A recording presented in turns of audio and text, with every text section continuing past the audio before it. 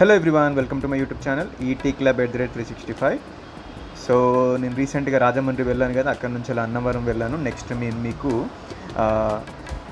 పిఠాపురం శక్తిపీఠం చూపించబోతున్నాను. మీరు చూసుకోవచ్చు, ఎంటర్ అవుతున్నాము ఆర్చ్. సో జనరల్గా మీకు తెలిసే ఉంటుంది, మన ఓవరాల్గా 18 శక్తిపీఠాలు ఉంటాయని. సో అందులో ఇది ఒకటి అన్నట్టు. సో మీరు చూసుకోవచ్చు, ఇక్కడ పాదగయ అని కూడా ఉంటుంది. సో పాదగయ ఇది కూడా చాలా ఫేమస్ అన్నట్టు. జనరల్గా ఇందులో స్నానం చేస్తే లైక్ ఇలా లోపల మునుగుతే లైక్ ఇక్కడ మీరు చూసుకోవచ్చు, పాస్ చేసి చదువుకోవచ్చు, దీని గురించి క్లియర్గా అనిపిస్తే, లేకపోతే యూట్యూబ్లో చూడండి వేరే దగ్గర.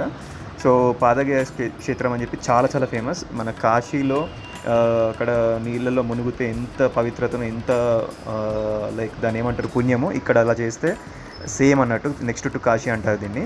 సో ఇప్పుడు మీరు చూసుకోవచ్చు, ఇది పురోహితిక అమ్మవారు అన్నట్టు. ఇది శక్తిపీఠము.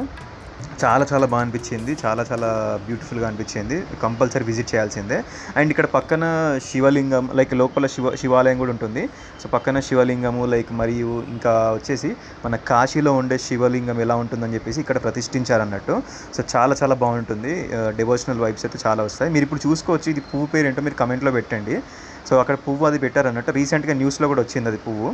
ఈ ఫ్లవర్ లోపల మీరు చూసుకోవచ్చు. మీరు ఇప్పుడు అక్కడ కాశీ శివలింగం ఉంది కదా ముందట, ఇక్కడ అలానే లోపల కూడా సేమ్ శివలింగంలా కనిపిస్తుంది అన్నట్టు.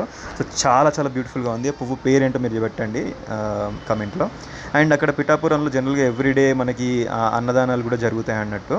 సో మార్నింగ్ 11 నుంచి వెళ్ళి మధ్యాహ్నం 2 వరకు అలా ఉంటుంది. సో అన్నదానం కూడా చేసామన్నట్టు, మేము తిన్నాం. చాలా బాగా అనిపించింది. Thank you.